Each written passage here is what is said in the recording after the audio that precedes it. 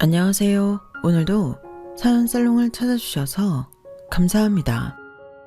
저는 올해로 40이 된 여성입니다. 아직 미혼이고요. 이런 말 불쑥 꺼내긴 좀 그렇지만 부모님이 안 계셔서 고2 때부터 동생을 책임지는 나름 가장이었어요. 동생은 저보다 2살 어린 남자아이인데도 마음이 어리고 눈물이 많아 누나인 제가 신경을 많이 써야 했죠. 그에 반면 저는 큰일을 겪기 전엔 기집애여도 어지간한 남자애들 못지않게 드세고 까불기 좋아하는 그런 천방지축이었는데요. 어려운 환경은 천방지축 아이도 철들게 하는 건지 갑작스럽게 닥쳐온 큰 시련 때문에 저는 다른 아이들과 다르게 빨리 어른이 되었어요. 나 하나 책임지기 버거운 나이였지만 동생까지 있으니 현실이 무섭긴 해도 도망칠 순 없겠더라고요. 그리고 제가 나름 그런 어려움 속에서도 길을 잃지 않고 잘 살 수 있었던 건 제 곁에 좋은 어른들이 함께 해주었기 때문이었는데 40이 되어서 그런 걸까요? 앞으로 남은 인생은 어떻게 살아야 할까 생각이 많아졌는데 그러다 저를 다시 살게 해준 그 고마운 분들이 생각나 이렇게 사연을 신청하게 되었어요. 비록 저는 결혼을 하지 않아서 다른 분들처럼 시댁이나 친정 이야기를 할 수 없지만 부디 제 이야기도 끝까지 들어주시길 부탁드립니다. 그럼 지금부터 제가 살아왔던 조금은 잔인하고 특별했던 그날의 이야기를 시작해 볼게요.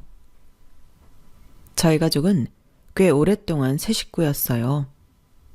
아빠는 제 나이 7살, 동생 나이 5살에 심장병이 있어 투병 끝에 돌아가셨고 엄마가 홀로 저희 남매를 어렵게 키우셨어요. 사실 아빠가 살아계셨을 때도 형편은 좋지 않았는데 아빠가 아프셔서 형편은 더 어려웠죠. 게다가 빚도 있었기 때문에 엄마는 잠자는 시간을 빼면 늘 일을 하셨는데요. 안타깝게도 저희는 친척도 없어서 그 누구에게도 도움받을 곳이 없었어요. 그래서 엄마는 늘 어린 저희들을 데리고 일을 하시곤 했는데 그게 쉽지가 않았죠. 특히 동생이 많이 어렸기 때문에 더 힘들었는데 그러다 엄마가 도배 일을 하기 시작하셨어요. 누구 엄마한테 도배를 하면 돈 좀 벌 수 있다고 소개를 하셨거든요. 그래서 그때부터는 엄마를 따라 지방도 돌며 지냈는데 운 좋게도 좋은 집주인 할머니를 만나 동생이 초등학교에 들어갈 즈음에는 엄마가 저희 남매를 두고 편하게 일을 할 수 있었어요. 주인 할머니가 1층에 살고 저희가 2층에 새를 들어 살고 있었거든요. 그래서 엄마가 지방에 가는 날에는 2층이 아닌 1층에서 주인 할머니의 보살핌을 받았는데 저희 남매를 참 많이 예뻐해 주셨어요. 오죽하면 제 동생은 할머니를 자기 진짜 할머니라고 생각하는지 어버이날이면 할머니 드릴 카네이션을 꼭 만들었는데 그러면 주인 할머니는 하루 종일 신이 나서 그 종이 카네이션을 가슴에 달고 계셨어요. 그에 반면 저는 그런 손재주도 없고 그런 표현이 낯간지러워 말도 제대로 못했는데 저 역시 마음은 동생과 같았죠. 그러다 제가 중학생이 되었고 처음 교복을 입었을 때는 주인 할머니가 축하한다고 책가방도 사주시곤 했는데 그때 해주신 말씀이 지금도 생생해요. 원래 이런 건 할머니가 사주는 거야. 우리 성경이 이 책가방 메고 학교 열심히 다녀야 한다. 공부 잘해서 이 다음에 엄마 호강시켜줘야지. 네 엄마가 누구 때문에 저 고생을 하고 사는데? 알겠지? 이렇게 말씀하셨는데 정말 친할머니 같더라고요. 그래서 할 수만 있다면 주인 할머니 집에서 오래오래 살고 싶었는데요. 그렇게 저한테 책가방 선물을 하시고 몇 달이 지나지 않아 주인 할머니는 부산에 있는 딸 집에 가셔야 한다고 저희와 헤어지게 되었어요. 살던 집도 팔았기 때문에 저희도 이사를 가야만 했는데 그래서 할머니와 헤어지던 날은 눈물바다가 따로 없었죠. 특히 제 동생이 엄청 울었어요. 그래서인지 할머니도 발이 떨어지지 않아 동생을 안고 한참을 달래셨는데 할머니가 평상시에도 건강이 그다지 좋진 않으셨거든요. 수술도 두어 차례 받으시면서 병원에 계시던 날도 있었는데 더는 혼자 계시게 할 수 없다고 판단하셨는지 할머니 자식들이 최대한 가까운 곳에서 함께 지내자고 성화를 부렸다고 하셨어요. 저희 엄마도 그게 맞다고 하셨고요. 그땐 왜 저런 말을 하지? 엄마가 마음에도 없는 소리를 한다고 생각했는데 엄마는 할머니를 위해서라도 그게 맞다고 하더라고요. 아유, 이 이쁜 것들을 앞으로 못 봐서 어쩌노. 선재랑 성경이 할미 없어도 잘 지내야 한다. 엄마 말씀 잘 듣고 속 썩이지 말고 건강하고 공부도 열심히 해야 해. 그래야 멋진 어른이 돼서 우리 다시 만나지. 특히 우리 선재 그만 울고 씩씩하게 지내야 해. 누굴 닮아 저리 마음이 어릴까. 내가 아주 우리 선재가 눈에 밟혀서 발이 떨어지지 않네. 성경이 엄마, 내가 이렇게 집을 팔게 돼서 미안해. 나 때문에 갑자기 이사갈 집 구하느라 힘들었지? 우리 애들이 괜히 성화를 부려서 집까지 팔고. 아니에요. 지금까지도 어르신 도움 많이 받았는걸요.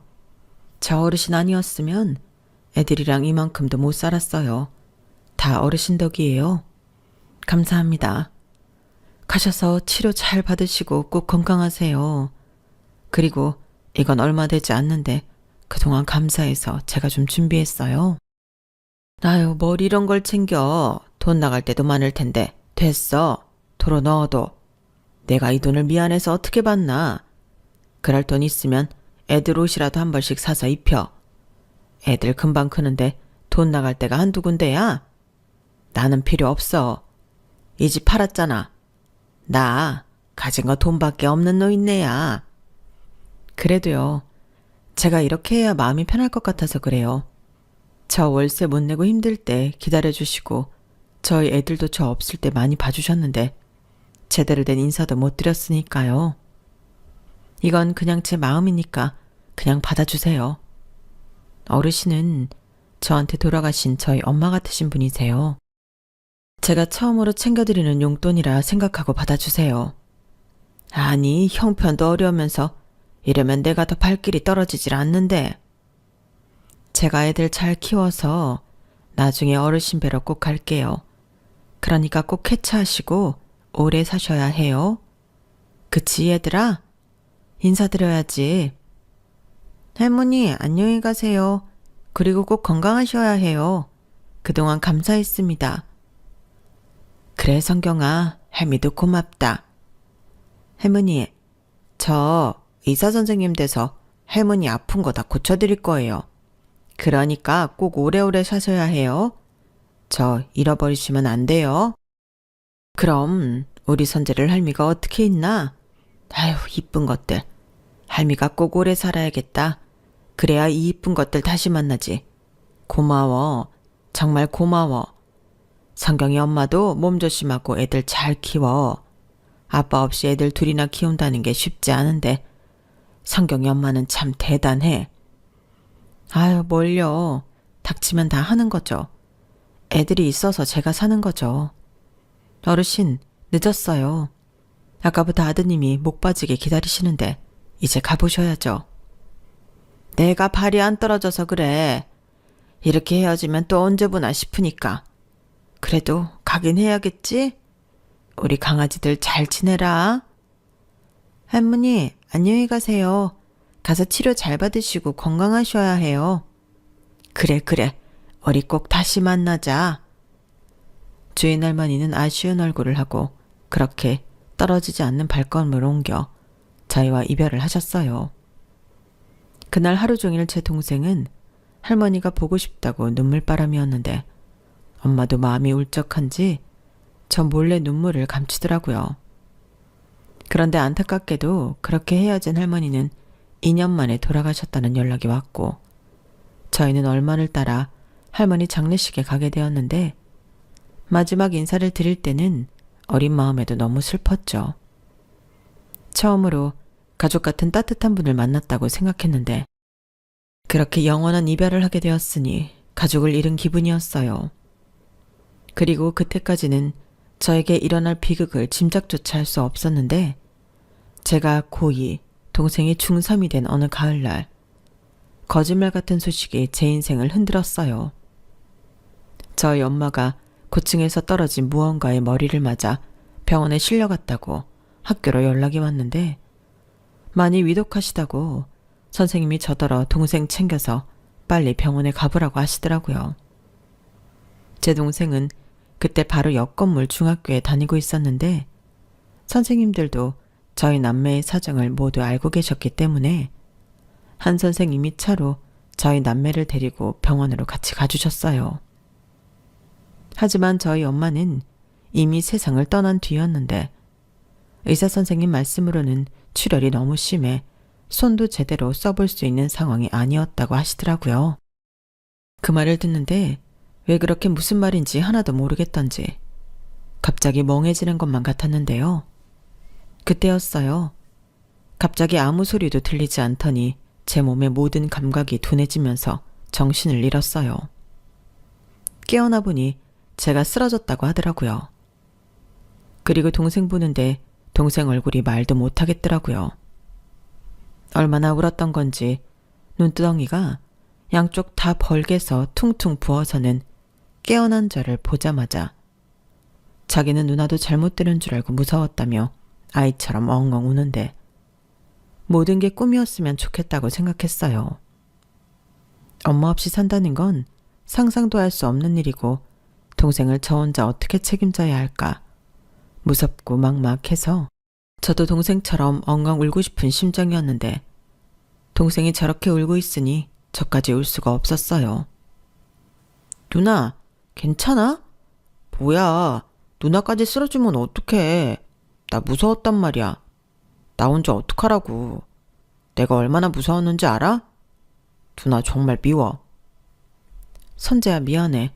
근데 엄마는 정말 우리 엄마 못 깨어나는 거래? 몰라. 아까 간호사 누나가 어른한테 연락하라고 했는데 우리 연락할 데가 없잖아. 할머니도 돌아가시고 우리 어떡해.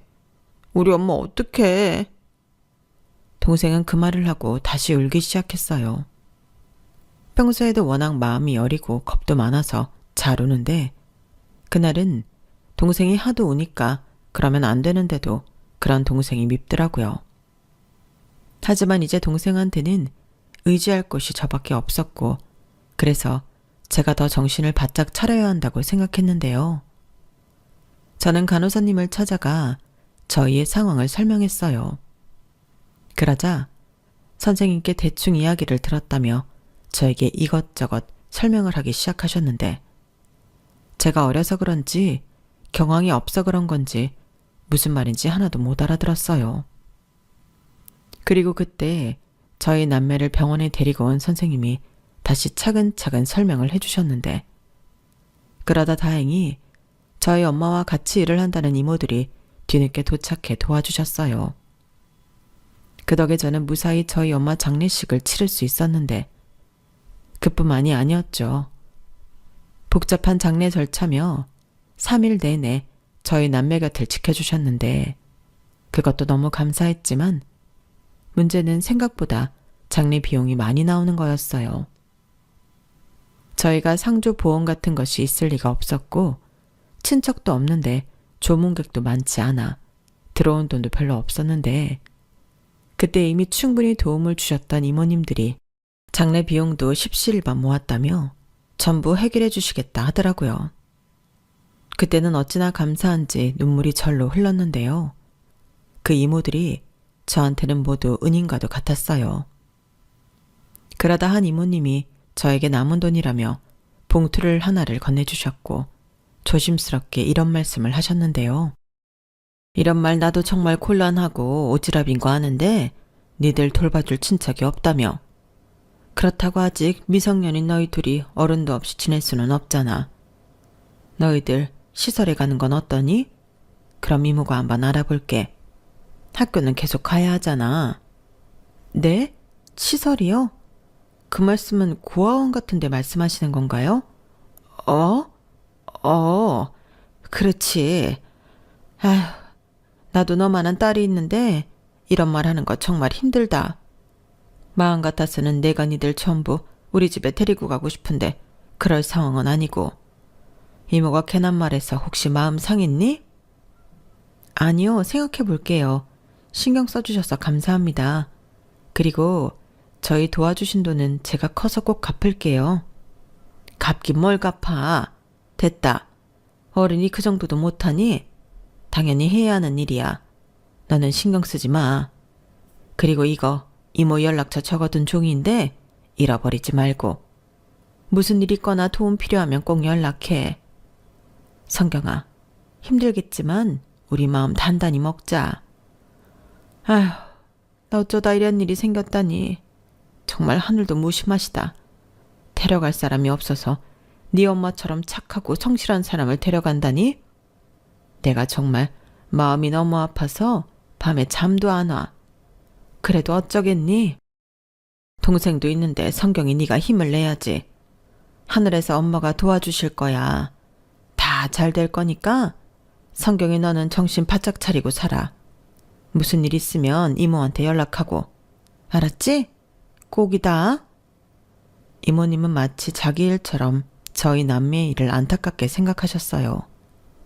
그리고 엄마의 장례가 모두 끝나고 그 이후에도 여러 차례 저희에게 먼저 연락하시고 반찬이며 이것저것 챙겨주셨는데 역시나 문제는 저희 거처였어요.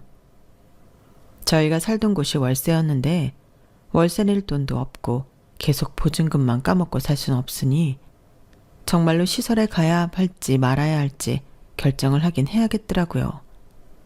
그런데 이 울보 동생은 또 누나랑 헤어지기라도 하면 어떡하냐고 막무가내로 시설엔 안 가고 싶다고 고집을 부렸는데 참 난감했어요. 저라고 동생이랑 헤어지고 싶은 마음은 눈꽃만큼도 없었으니까요. 하지만 역시 학교를 생각하면 시설밖에는 없는 것 같았는데요. 저도 저지만 저는 동생만큼은 꼭 대학에 보내고 싶었어요. 야, 김선재, 너 누나 말 똑바로 들어. 시설에 간다고 해도 누나는 금방 성인 되니까 너보다 빨리 나올 거야. 그럼 누나가 밖에서 일해서 자리 잡고 너 기다리고 있을 거니까 딱 3년만 참아. 이제 제발 울지 좀 말고 독해지라고. 나도 아는데 마음이 그렇게 안 되는 걸 어떡해. 무섭단 말이야. 나도 무서워. 누나는 뭐 아무렇지 않은 줄 알아?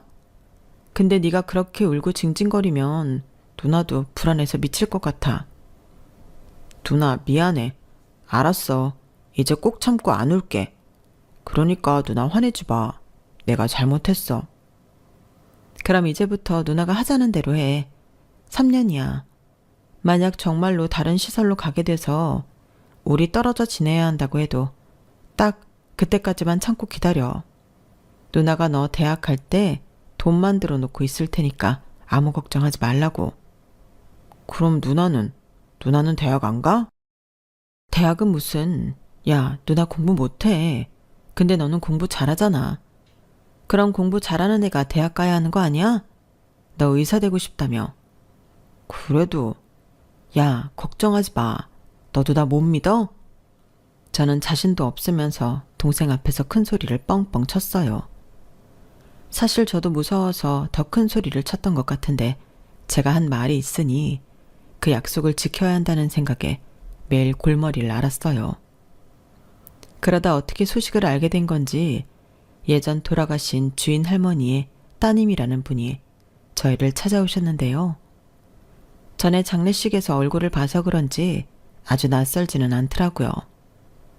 그리고 어쩐지 소중한 가족을 잃었다는 공통점 때문인가 친숙하게도 느껴졌는데 그때 그분이 그러셨어요. 감사하게도 저희 남매의 후견인이 되어주시겠다고요.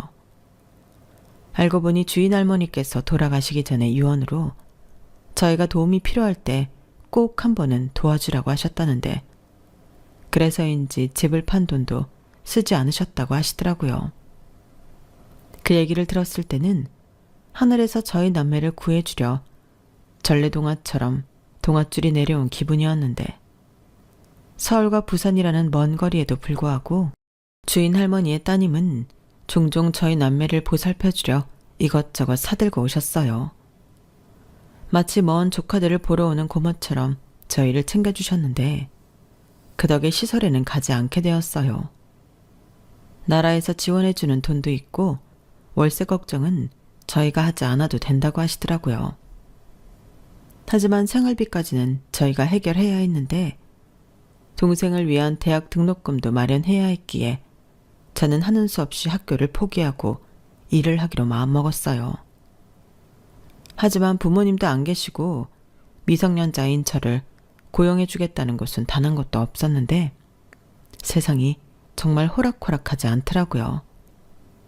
그러다 저희 동네랑은 거리가 꽤 있는 한 시장 근처 골목을 들어가게 되었고 거기엔 할머님이 혼자 운영하는 식당이 있었어요.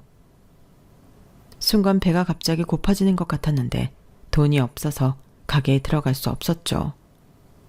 그런데 사골 우리는 냄새가 어찌나 좋은지 입안에 침이 고였는데요. 그렇게 한참을 식당 앞에 서 있었는데 그때 써붙인 지 오래된 것 같은 종이가 보이더군요. 읽어보니 초보 가능, 학력 무관, 성실한 사람만 지원 바람이라고 적혀 있었는데 여기라도 일할 수 있으면 너무 좋겠다는 생각에 저는 용기를 내서 식당 안으로 들어갔어요.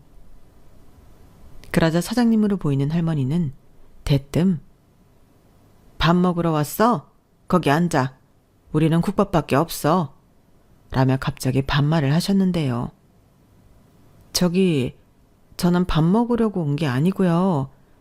그게 뭐야? 손님이 아니야? 그럼 뭐하러 왔어? 나는 잡상인 사절이야. 나가. 그게 아니고 사람 구하신다고 붙어 있어서. 아, 네가 하게? 딱 보니까 비리비리한 게 힘도 없어 보이고. 너 몇 살이야? 민증 좀 까봐. 저는 떨리는 손으로 주민등록증을 지갑에서 꺼냈어요. 다행인 게 제가 만 17살이 넘어서 주민등록증이 있었거든요. 그래서 마치 어른이라도 된 듯 주민등록증을 꺼내드렸는데 할머니는 주민등록증과 저를 번갈아 보면서 인상을 팍 쓰셨어요. 그리고는 제 나이를 계산해보는 듯 그럼 나이가 몇 살인 거야? 아직 미성년자네? 라고 하셨는데요. 그 말을 듣는데 역시나 여기도 안 되겠구나 싶었죠. 그래서 맞다고 죄송하다고 근데 사정이 좀 있어서 일자리가 꼭 필요하다고 이야기를 하기 시작했는데 할머니는 제 이야기를 꽤나 관심 있다는 듯 들으셨어요. 그리고 이윽고 무슨 사정이 있어 학생이 학교도 안 가고 일을 하냐고 물어보셨는데요. 저는 지푸라기라도 잡고 싶은 심정으로 엄마가 돌아가시고 후견인의 도움으로 시설에는 가지 않게 되었지만 2살 어린 동생이 있어 돈을 벌여야 한다는 이야기를 했어요. 그러면서 동생이 공부를 참 잘하는데 꼭 대학에 보내고 싶다는 말까지 어쩌다 보니 하게 되었는데 그러자 잠시 생각에 잠긴 듯한 모습을 하시던 할머니는 좋다며 저더러 온 김에 오늘 당장 일을 시작하라고 하시더군요. 그땐 참 아무것도 모르고 뜰 듯이 기뻤어요. 하지만 그런 기쁨도 잠시 할머니, 아니 사장님은 정말이지 지독한 분이셨는데 오늘 제가 첫날이라는 건 중요하지 않다는 듯 주방에 허드렛 일부터 쓰레기 치우는 것까지 저를 한시도 쉬지 못하게 하셨어요. 막말로 요즘 같으면 악덕 고용주로 신고를 당해도 몇 번을 당했을 정도인데 왜 그렇게 식당에 일하는 사람이 없는 건지 첫날부터 너무 잘 알겠더라고요. 나중에 알고 보니 실제로 그 사장님 식당은 3일을 버틴 사람이 없는 그런 곳이었는데 그런 와중에도 사장님은 뭐 하나 아쉬운 게 하나도 없어 보였어요.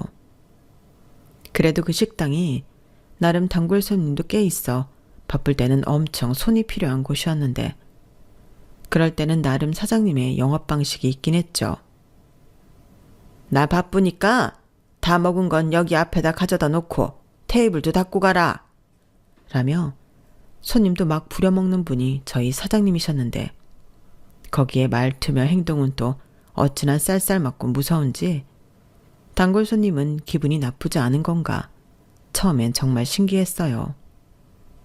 하지만 단골 손님들은 대수롭지 않은 것처럼 늘 좋은 얼굴로 사장님이 시키는 대로 기꺼이 하고 현금인 손님들은 계산까지 알아서 하고 가셨는데 얼마나 신뢰가 두터우면 저럴 수 있을까 사장님을 알다가도 모르겠더군요.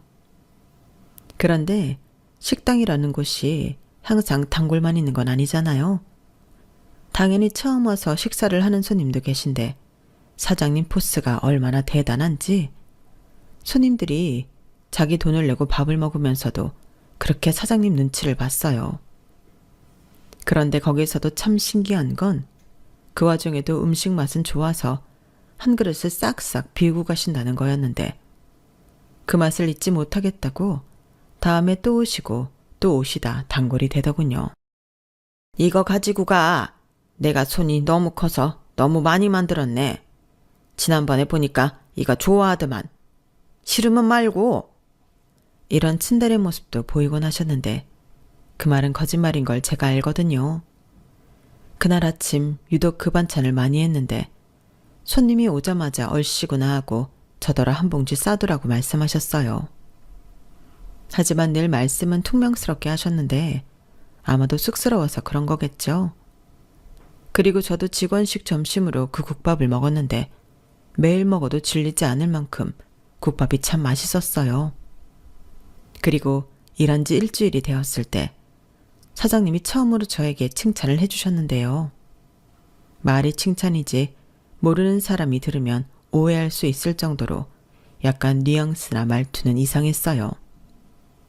너 이리 와봐. 내가 살다 너처럼 끈기 있는 어린애는 또 처음 봤다.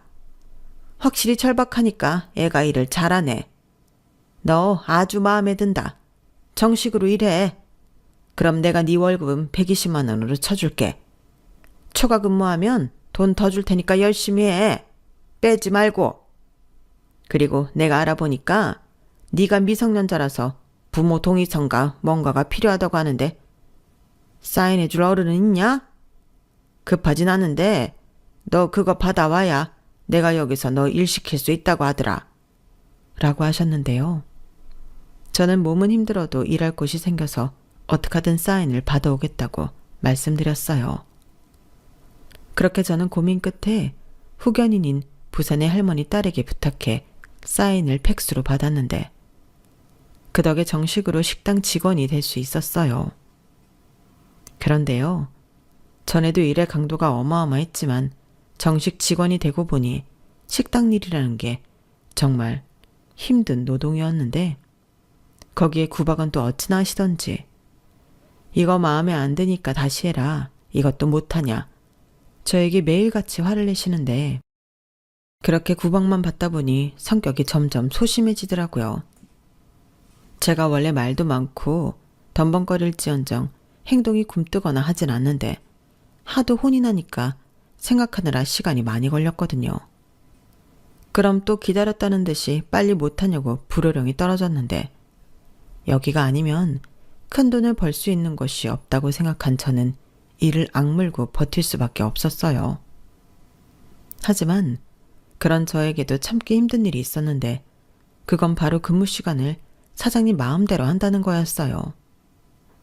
엄연히 약속한 근무 시간이 있는데 사장님은 마치 그런 게 어딨냐는 듯 저를 마구 부려먹더라고요. 예를 들면 손님이 없는 날은 저더러 김치 담글 거니까 1시간 더 하고 가라고 한다던가 갑자기 청소를 하라며 저를 늦게까지 붙잡으셨는데 물론 늦게까지 일을 하면 돈이야 준다고 하지만 이렇게 매일 근무 시간을 넘기다 보니 저도 그게 너무 힘들었어요.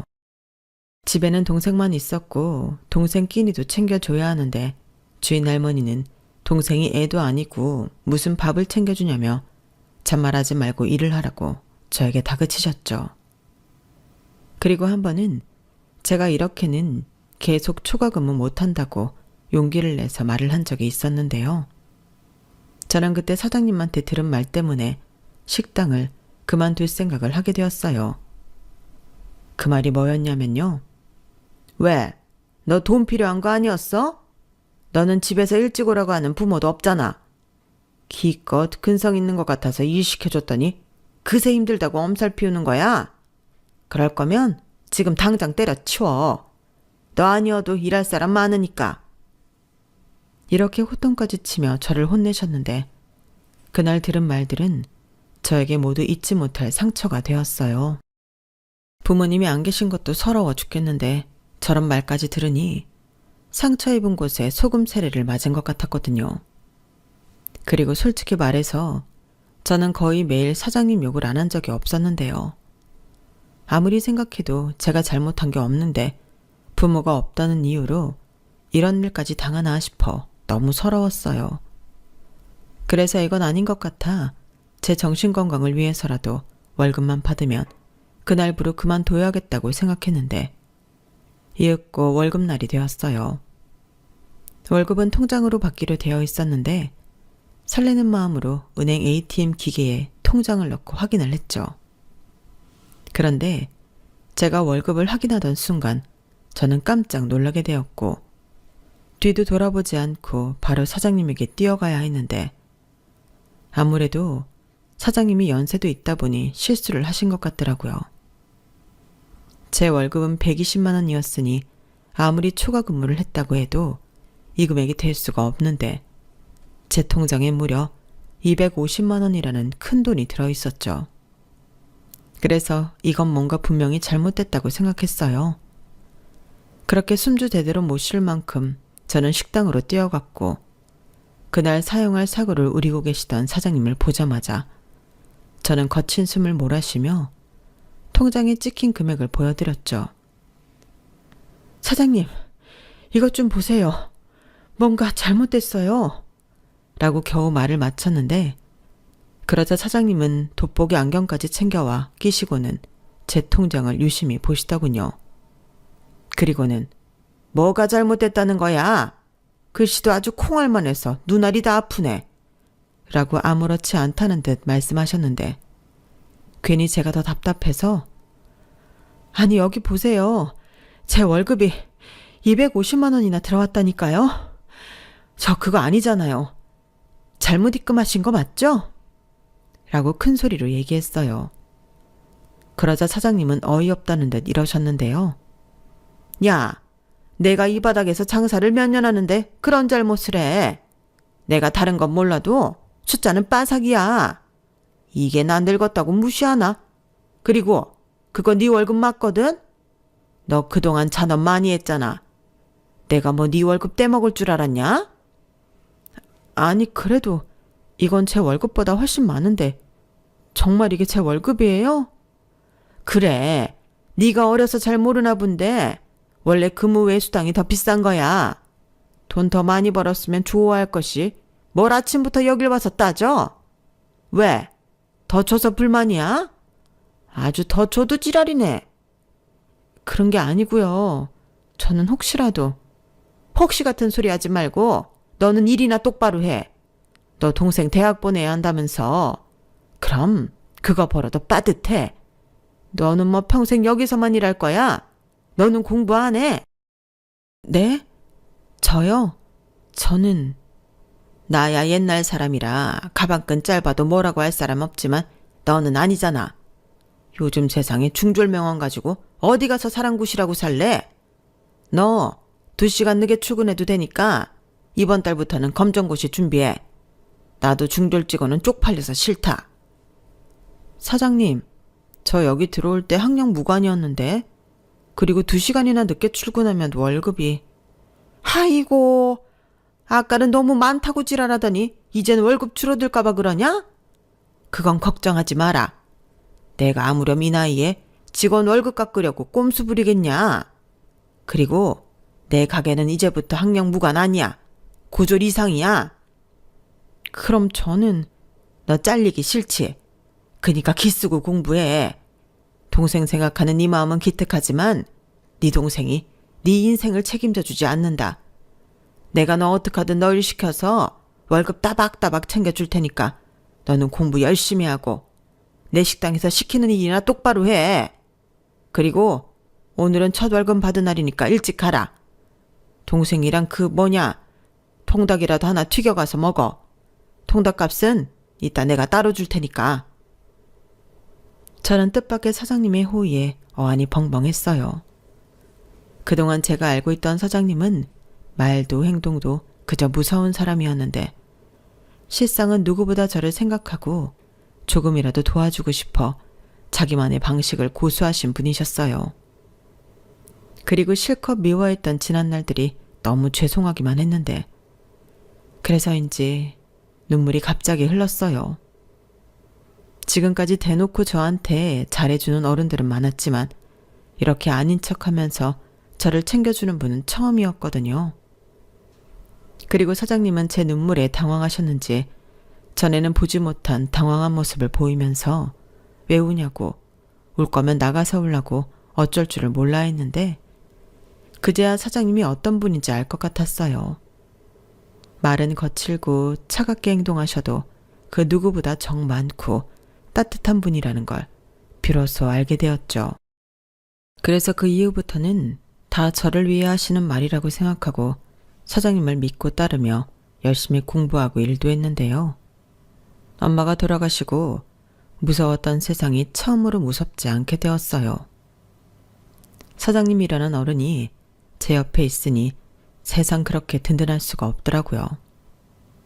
그리고 제가 1년의 준비 끝에 검정고시를 보고 합격한 날에는 그 누구보다 기뻐하셨는데요. 그게 다 사장님 덕분이었어요. 제가 충분히 공부할 수 있도록 시간을 빼주셨고 전처럼 초과근무를 시키시면 택시를 타고 가라면서 택시비도 지어주시곤 했는데 제 월급은 점점 많이 챙겨주시더라고요.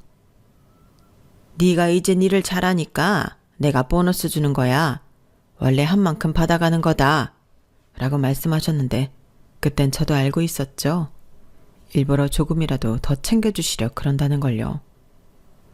그래서 저도 이젠 사장님이 먼저 말을 하지 않아도 남아서 일을 자처했고 사장님은 수능 공부해야 하니 저더러 빨리 퇴근하라고 성화를 부리셨는데 어느 순간부터는 상황이 바뀌었더라고요. 저는 일을 더 하겠다. 사장님은 쓸데없는 시간 낭비하지 말고 들어가서 동생 챙기고 공부하라고요. 정말 웃기죠? 그리고 후견인인 할머님 따님도 또 엄마와 함께 일하셨던 이모님도 사장님이 제 옆에 있어 정말 다행이라며 감사 인사를 전하기도 하셨는데 그때부터 알았던 것 같아요. 이 어른들이 저를 무너지지 않고 동생이랑 살 수 있도록 저를 지탱해 주었다는 것을요. 그래서 그때부터는 보답을 하기 위해서 일을 악물었는데 그 결과 동생과 저는 나란히 서울의 이름만 얘기해도 다 아는 명문대에 합격하게 되었어요. 게다가 동생은 장학금을 받으며 의대에 입학했는데 그 덕에 제가 모은 돈은 저의 등록금으로 사용하게 되었죠. 그땐 동생한테도 너무 고마워 동생을 안고 펑펑 울었는데 제가 돈 벌고 공부한다고 동생을 잘 못 돌본 사이 동생은 듬직한 남자가 되어 있었어요. 생각해보니 울기만 하던 동생은 엄마가 돌아가신 이후로 한 번도 울지 않았는데 제가 이를 악물고 버티는 동안 동생도 제 버팀목이 되기 위해 공부에 목숨을 걸었다고 하더라고요. 그래서 자기가 의사가 되어 돈을 많이 벌면 저를 자유롭게 살게 해주고 싶었다고 했는데 그러면서 누나도 꼭 다시 공부할 수 있도록 자기가 해주고 싶었다며 혼자 마음을 많이 썼던 것 같았어요.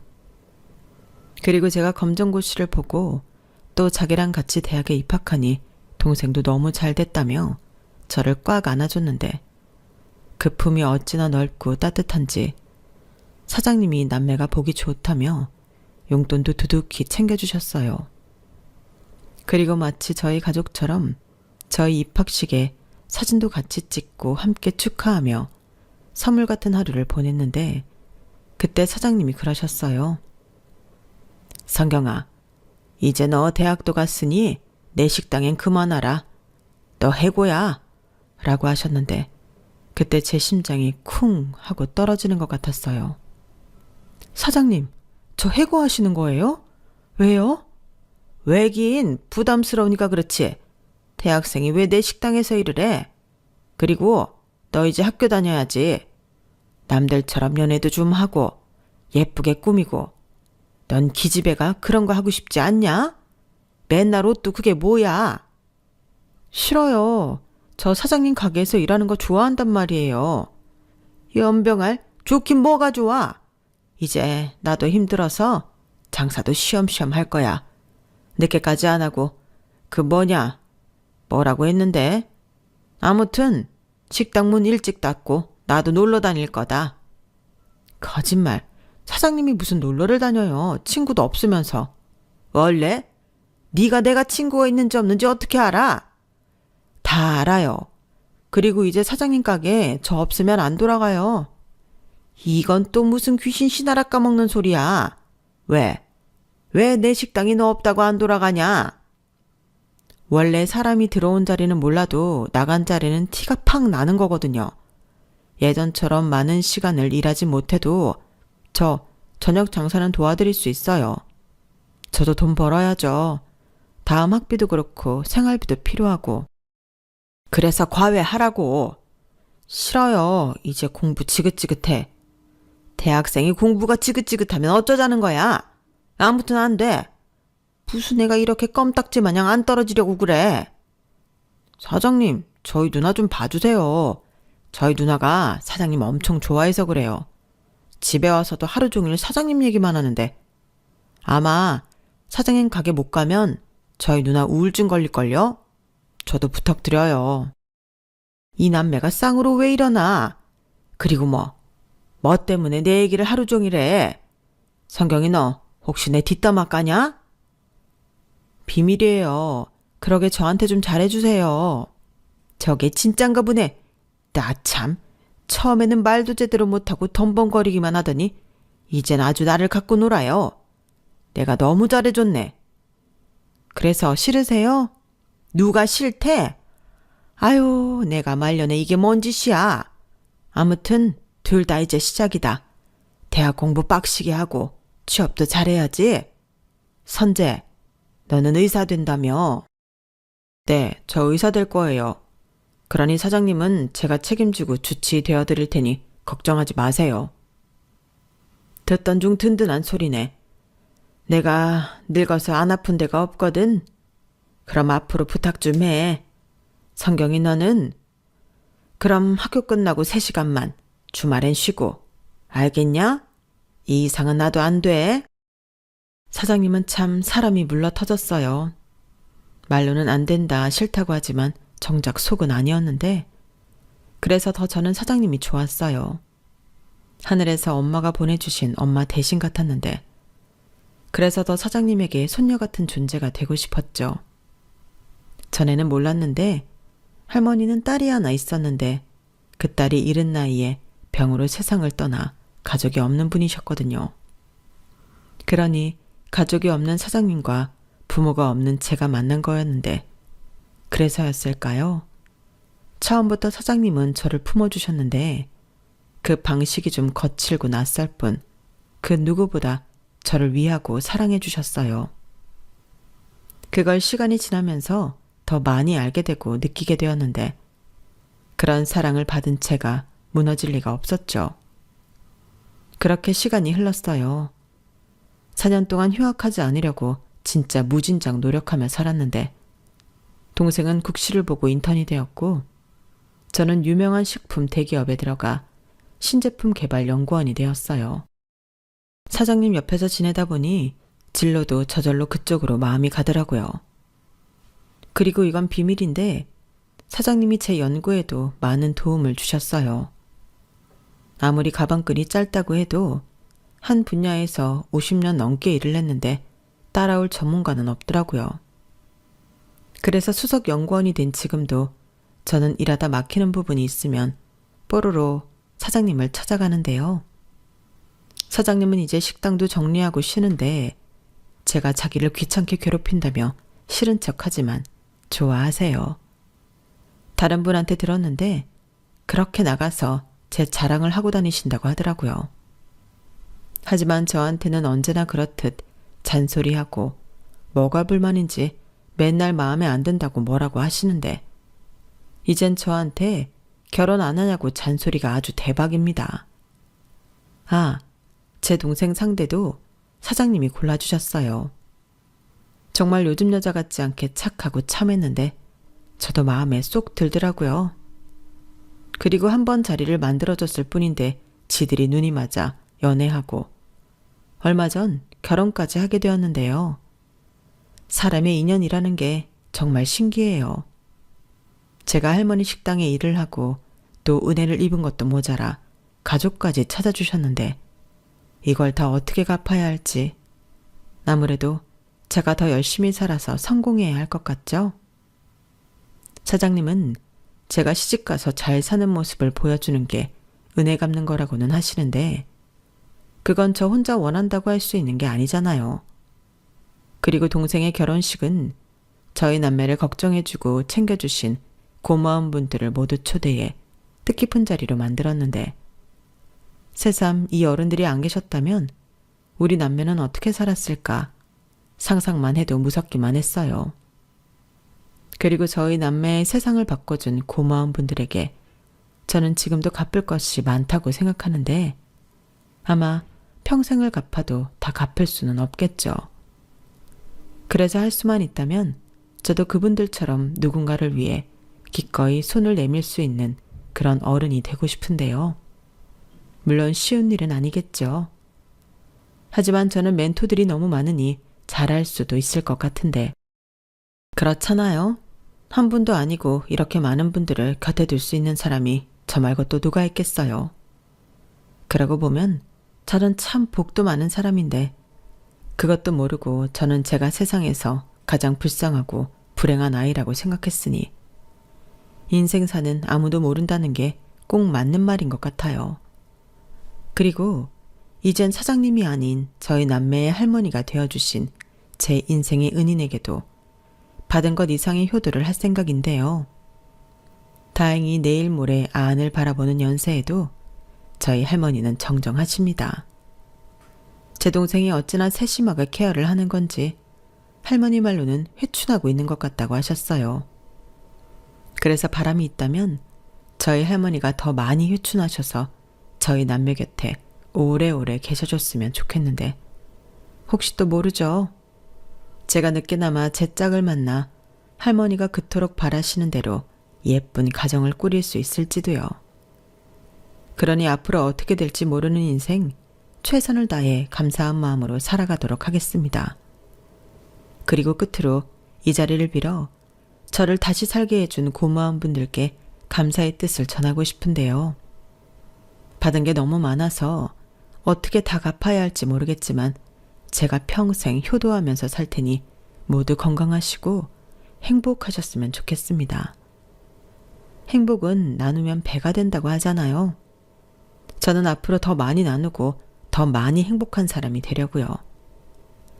이상 제 사연은 여기까지였어요. 제 사연 어떻게 들으셨는지 모르겠는데 부디 제 마음이 잘 전달되었길 바라보며 제 이야기를 여기서 마치도록 하겠습니다. 지금까지 사연 들어주셔서 대단히 감사드려요. 늘 건강하시고 행복하시길 바라겠습니다. 겨울이 지나면 봄이 오듯 여러분들의 소중한 일상에도 따뜻한 봄이 찾아가길 기원하며 안녕히 계세요. 여러분, 사연 댓글에 응원과 현명한 조언 부탁드려요. 좋아요와 구독은 저에게 큰 힘이 됩니다. 오늘도 좋은 일 가득하세요.